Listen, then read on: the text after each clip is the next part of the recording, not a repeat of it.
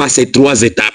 Il vous dit d'abord les choses passées et il vous dit les choses présentes et il vous annonce les choses à venir. C'est pourquoi le ministère de Frère Branham avait 3 poules. Il y avait première poule pour nous rappeler les choses déjà passées, dire aux gens ils devaient retourner à la Bible, et il y avait les deuxième poules et les premières poules c'était quoi?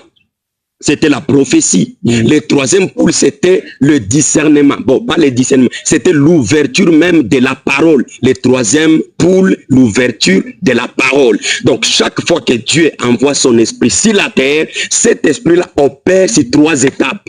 Il vous dit d'abord ce qui s'est passé, les erreurs qui ont été commises, et puis il vous dit ce qui se passe au temps présent, et puis il vous annonce les choses qui vont se passer dans le futur. C'est ça les 3 étapes de chaque esprit qui descend sur la terre pour accomplir la mission de Dieu sur la terre. Voilà. Voilà. Que Dieu vous bénisse. Est-ce que c'est clair? C'est clair, okay. C'est clair. Les téléspectateurs ont bien capté. Oui, oui. Alors, une autre question se pose. La question est que,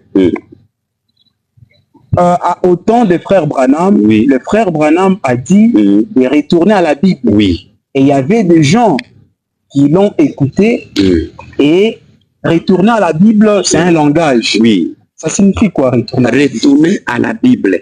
Le retour à la Bible. Ce n'est pas se réveiller comme ça debout, retourner à la Bible, on prend la Bible, on retourne. Si nous partons sur cet angle-là, donc les dénominationnels ont la vérité parce qu'ils lisent la Bible tous les jours. Ce n'est pas ça. Le retour à la Bible, ce n'est pas l'homme qui le fait. Parce que ce qui était venu, celui qui disait le retour à la Bible, ce n'est pas Branham. Non, c'est l'esprit qui était dans Branham, c'est Christ.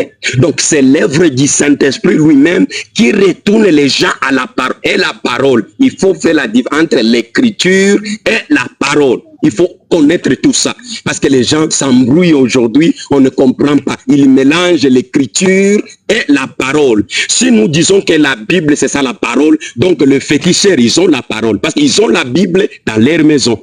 Les prostituées, dans chaque bar, il y a la Bible. Si nous disons que la parole de Dieu, c'est ça la Bible, donc même les prostituées, dans le débat, il y a la parole. La parole de Dieu, c'est la vie, ce n'est pas l'écriture. La Bible dit, l'écriture